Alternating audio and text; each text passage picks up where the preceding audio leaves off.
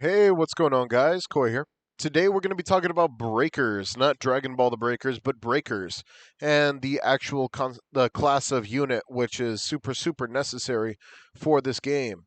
Now, first things first, we're going to talk about what is a breaker, and why do breakers matter a lot, and why everyone needs to have a breaker on their team, no matter what color the breaker is. So, if you don't know, you actually always start off with a starter breaker, which is Triple Staff Lily. If you don't know, she is just one of those characters that is just very solid and probably the best all around character in the game, next to how flexible she actually is. We also get free SSR Genos, who is also a breaker, and Zombie Man is also a breaker. Now, I'll explain what makes a character a breaker, why these characters are specifically breaker bound, and why breakers are super necessary for actually beating the game. So, if you don't know what a breaker main is, normally a breaker main is always given some type of might stat as their arms card.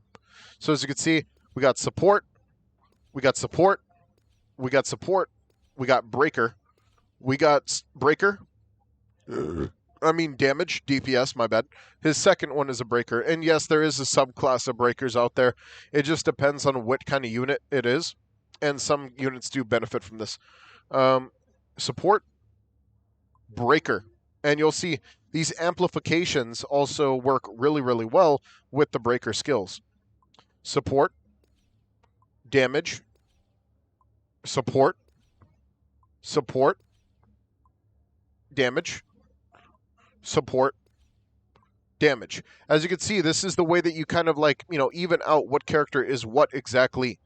As you can see, there are some characters that do benefit from having a multiple breaker cards. These are like starter characters, starter cards, and stuff like that that you can build for specific characters. But obviously, we want the highest possible stats per character if we're going to be using them as a breaker. Now, obviously, we're just talking about the cards part real quick. So as you can see, if we do this, all might of all allies for 90 seconds granting composure reduction stats, and we're going to talk about that, and increasing the technical type stats for, pretty much all technical characters, and 100%. So what this allows you to do is pretty much to build upon breaking using composure reduction skill. And let's go ahead and talk about stats. As you can see, my composure reduction stats are over here in the 1000s. I'm using Raid Breaker on this character, and you're probably like, well, if I could just put Raid Breaker on any character, that would consider it a breaker, right? Not exactly. Now, what we're going to talk about next is what makes a character a Raid Breaker, and that literally has to do with their SSR card or their SR card, depending. Because these are the best possible stats you could get. Our cards don't give you this. But if you are using an SSR unit, SSR units have the ability to use both. And I'll show you from over here. As you can see, SSR Genos, he's got a supportive build, which still he could use a very good supportive build here, or you could use him as his breaker build. If you could get this card, boom, all allies get might until the end of battle and 40% of Genos's composure rate stats. So this is huge. If you really want the best starting breaker, then Genos is the way to go. This one just kind of applies it to yourself and one ally, and that's just like is what it is. But we're talking about this one because this one is just so freaking good, and this is just like really good. And this isn't even like end game yet. This is like just baby stats, which you could turn into end game stats. So freaking, that's just the way it is. So as you can see, Genos over here has almost no composure reduction.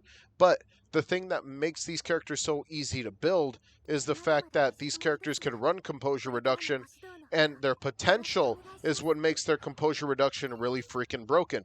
As you can see right here, gain an additional attack stat equal to 40% of the character's composure attack stat, which means that you could build this character critical, composure, glass cannon, or composure, destructive tank, or just stuff like that. Because she does allow her to actually use crit.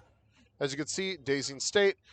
These characters also always apply Raid Break level limit increase, which is amazing because if you do not know, there is a limit unless you can unlock it using potential. And I'll show you right now. As you can see, I have Raid Break 5. I could get this character up to Raid Break 7.